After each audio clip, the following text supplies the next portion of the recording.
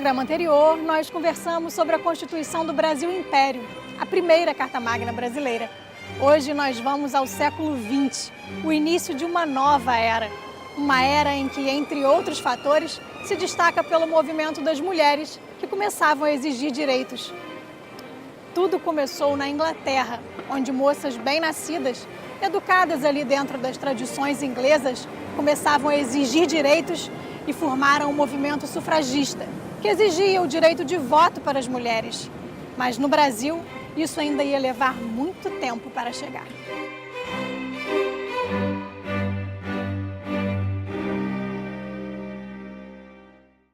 Aqui entrava em vigor a primeira Constituição Republicana, que foi promulgada em 1891. Tinha início o regime presidencialista e o federalismo, que é o sistema político em que estados ou províncias, como era o caso do Brasil, se unem para formar uma organização, mas cada um mantendo a sua autonomia. Mas para falar sobre esse novo momento da história do país, é importante lembrar que durante séculos a economia do Brasil dependeu do trabalho escravo. Como a abolição da escravatura e a nova ordem econômica do país interferiram na nova Constituição.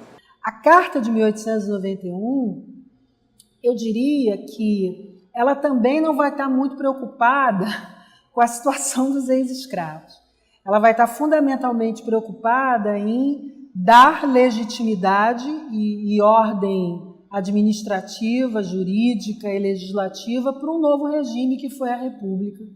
E vai se estabelecer como um regime que queria, especialmente na palavra dos que defenderam a República nesse momento, queria meio que varrer o atraso ou instaurar um Brasil mais moderno a partir da ordem republicana. Mas, em termos concretos, a Carta de 1891 ela não vai ser uma carta que vai procurar lidar com as heranças da escravidão, mesmo com a escravidão abolida. A abolição realmente institui uma mudança no Brasil. Alguns historiadores sustentam que não, que é uma abolição que pouco altera as condições de vida e de trabalho da maior parte da população. Eu vou numa direção contrária. Eu acho que o que vem depois do 13 de maio é, de fato, uma mudança para o país, muda o referencial jurídico, os trabalhadores agora são juridicamente livres, né, gerando aí uma nova relação entre essa mão de obra, sobretudo aquela de origem escrava, e seus patrões, sobretudo fazendeiros, né? É importante ter em mente que a economia brasileira durante a Primeira República, ela mantém um perfil herdado do Império de ser uma economia agrária exportadora. A maioria das pessoas vive na terra, trabalha na agricultura, depende disso para sobreviver. E na pauta de exportações do país, 70% de tudo que a República exportava era café. Então não tem também uma alteração significativa em relação ao Império. Esse patamar vai prevalecer até por volta da década de 30, até o início mesmo dos anos 30. Então, a abolição, o fim da escravidão depois do 13 de maio, implica aí numa nova dinâmica para a sociedade brasileira tendo que lidar com essa mão de obra juridicamente livre. Na década de 80, tem todo um debate intenso associado ao abolicionismo que vai afetar, de alguma maneira, a reflexão sobre quem era eleitor, quem não era eleitor, quem era cidadão ativo. E nesse aspecto, a Carta de 91 ela não está inventando a pólvora, ela está dialogando com esse debate que é anterior nesse sentido. A Constituição de 1891 consagrou a eleição direta, mas as mulheres só iam votar no Brasil muitos anos depois. Também não tinham direito ao voto analfabetos, soldados, integrantes de ordens religiosas e menores de 21 anos. O Estado se torna laico e são abolidos os títulos de nobreza. Mas apesar dos discursos republicanos, o povo ainda não tem participação ativa na vida política do país. Falar sobre a participação política na Primeira República, depois da proclamação, é um tema interessante que a gente tem que ter em mente, que essa era uma participação formal muito restrita, muito limitada. Para se ter uma ideia, das eleições presidenciais diretas que aconteceram da proclamação até 1930, a que teve maior participação percentual da população foi a de 1930, com 5% da população votando. As anteriores ficavam entre 1,5% e 3,5%. Né? A grande questão é, por que isso acontecia?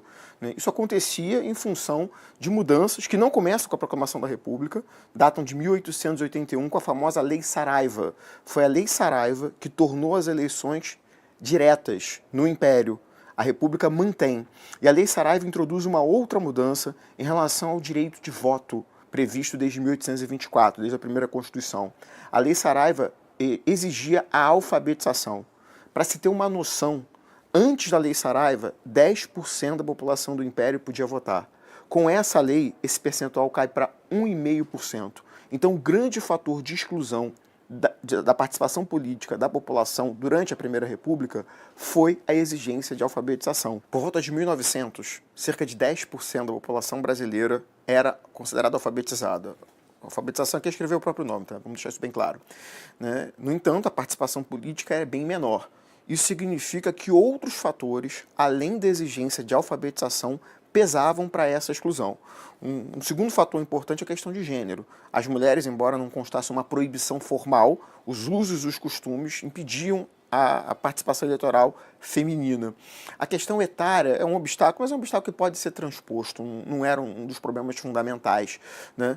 Como não temos mais escravos, não há uma proibição nesse sentido para a população que foi submetida ao cativeiro. Por mais que ela tenha implantado, né, o voto universal, mas era um voto universal com várias exclusões, com vários grupos considerados incapacitados para o exercício do voto.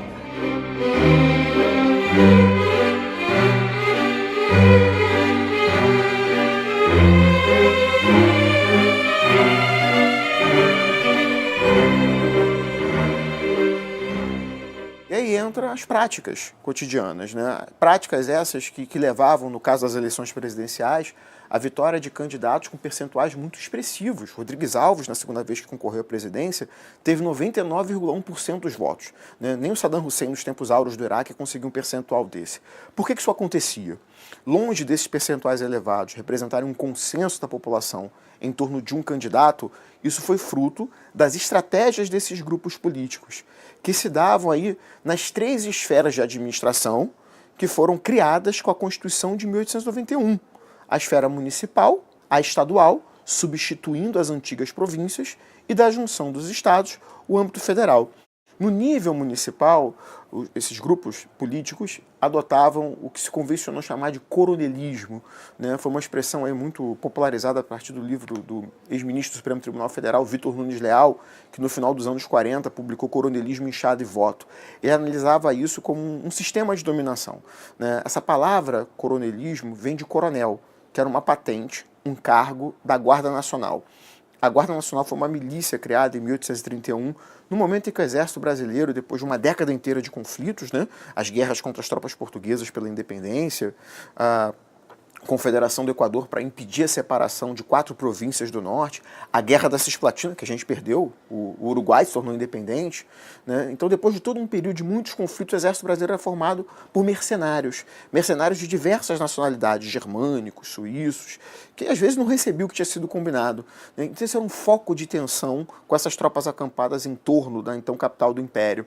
Para tentar, de alguma maneira, manter um corpo militar, foi criada em 1931 a Guarda Nacional. A Guarda Nacional era organizada a partir de grandes proprietários rurais que nos seus municípios recebiam a patente de coronel. Então veja, né, esses proprietários já tinham poder econômico, possuíam terras, tinham influência diante da mão de obra, seja a mão de obra escrava, seja a mão de obra juridicamente livre. Com o poder militar conferido pela Guarda, foi um passo para intervir na política. Então esses grandes fazendeiros ou se candidatavam diretamente aos cargos, ou indicavam as pessoas da sua confiança para ocuparem esses cargos. Então o coronelismo passa a funcionar como um grande sistema de poder local, poder nessas comunidades rurais, influenciando o voto. Nós temos 2 processos relacionados ao direito de voto. Né? Um processo é o de alistamento eleitoral, não é alistamento militar, alistamento eleitoral. Quem é que pode votar? O alistamento na Primeira República não era obrigatório. Né? E o segundo processo é o do exercício de voto, que também não era obrigatório. Os países No mundo tem sempre essas duas lógicas que devem ser observadas, né? Temos países que o alistamento é facultativo, temos países que o alistamento é obrigatório. Temos países que o voto é facultativo, temos países que o voto é obrigatório. Então, nesse primeiro momento, nenhuma coisa nem outra eram obrigatórias, né? E aí, muitos dos que votavam acabavam submetidos à influência desses coronéis. Essa influência se dava fundamentalmente por dois grandes mecanismos. O primeiro era pelo uso da violência mesmo, da intimidação. O fazendeiro se virava para um colono e dizia que se ele não votasse no candidato indicado, mandaria seus jagunços, seus capatazes retirarem as telhas da casa do colono. Ele ficaria aí submetido ao tempo, às intempéries, né? Mas também se dava de uma forma um pouco mais sutil. É o toma lá da cá, é o clientelismo, né? O fazendeiro se virava, por exemplo, um colono e oferecia o pé direito do par de botas se ele votasse no candidato indicado. Se o candidato vencesse a eleição, ele ganharia o pé esquerdo, né? Fornecia, assim, serviços que, em tese, deveriam ser responsabilidade do governo. No caso de uma doença de um membro da família, o coronel ia lá e ajudava, né? No caso do falecimento de um ente querido, o coronel ia lá e fazia o enterro. Então, esse toma lá da cá pautava também essa relação dos coronéis. Não era só intimidação. Havia intimidação, havia violência. E na hora das eleições acontecerem, pelo fato do voto não ser secreto, se abria espaço para todo tipo de fraude. As chamadas eleições a bico de pena, em que o resultado eleitoral era adulterado, os eleitores fantasmas. A sessão eleitoral tinha 200 votantes, chegava na hora de contar os votos, apareciam 300, né? Muitos desses votos a mais eram dos eleitores fantasma. Até acontecia situações em que alguém tinha falecido, se sabia que a pessoa tinha falecido, mas apareciam 2, 3 pessoas dizendo seu defunto. Na dúvida, votava todo mundo, né? Então, esse tipo de prática eleitoral contribuía ainda mais para inibir uma participação mais afetiva. Para que votar se o resultado efetivo não vai traduzir os anseios das pessoas?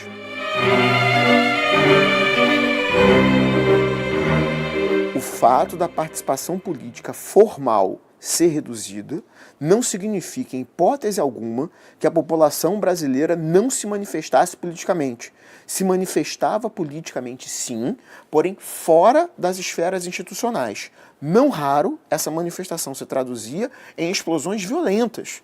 Tivemos a Guerra de Canudos, na primeira década da República, tivemos o conflito no Contestado, onde as estimativas apontam cerca de 40 mil mortes.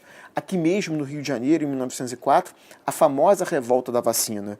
Em todos esses episódios, nós temos manifestações políticas da população fora dos mecanismos institucionais. Então é importante também salientar esse aspecto quanto ao processo político na Primeira República.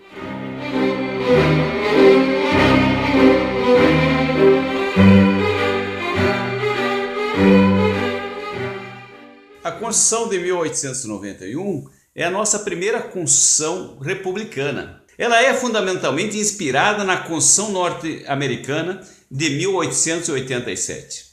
A Constituição, ela traz um rol de direitos fundamentais, de direitos individuais. Ela repete a Constituição de 1824 com alguns pequenos avanços no que se refere à relação aí de direitos individuais. No que se refere à garantia, ela prevê o habeas corpus a nível constitucional. Como nós já tínhamos dito, ela já existia a figura do habeas corpus a nível do Código Criminal e do Código Processual Criminal, e agora é colocado o habeas corpus como garantia dos direitos a nível constitucional. No que se refere aos direitos políticos, a Constituição ela não exige mais uma renda mínima para as pessoas poderem votar, mas ainda há uma limitação a nível de participação, porque há a figura do voto a descoberto. Não havia, portanto, o segredo, o direito ao segredo do voto. O voto era controlado pelas elites oligárquicas. Ela lança as bases institucionais da República no Brasil. Depois da Constituição de 91, todas as outras constituições vão copiar elementos dessa primeira carta. O primeiro deles, sem dúvida, é a República, a res pública, a coisa pública, no lugar da monarquia, mono, arquia, poder, o poder de um só. Essa ideia está presente até os dias de hoje, né? E não se cogita, na atual Constituição de 1988, qualquer possibilidade de abolição da República no Brasil. É verdade que tivemos um plebiscito lá em 93, onde a população foi chamada a escolher entre monarquia e república, com mais de 100 anos de atraso. A primeira Constituição já previa a realização desse plebiscito, que não aconteceu.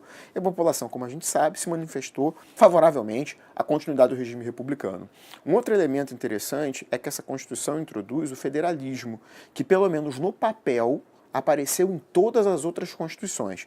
É verdade que tivemos dois momentos de grande centralização, a partir de 37, com o Estado Novo, e a partir de 64, especificamente 67, depois do golpe civil-militar que depois do presidente João Goulart. Foram dois momentos de grande centralização, mas no papel o Brasil continuava seguindo o federalismo. E o último elemento também institucional que deve ser destacado é o presidencialismo, onde o presidente, numa tradição do continente americano, concentra as funções de chefe de Estado e de chefe de governo.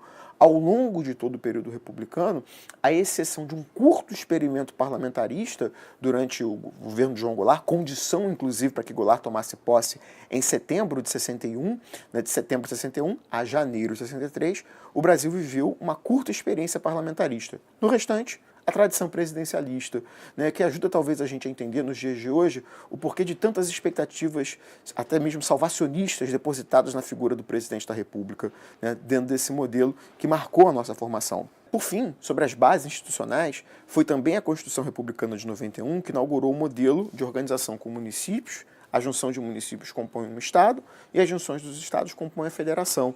É um modelo que não é natural, recebe fortemente a influência positivista, onde cada um dos três poderes, executivo, legislativo e judiciário, se fariam presente em cada uma dessas instâncias administrativas. A gente podia ter pensado em outros modelos para administrar realidades municipais tão distintas. A gente tem um município como São Paulo, com uma população expressiva, e municípios aí com 5 mil pessoas, que estão submetidos aos mesmos mecanismos político-administrativos. Talvez fosse chegado o momento de repensar essas questões para uma melhor gestão da coisa pública no Brasil.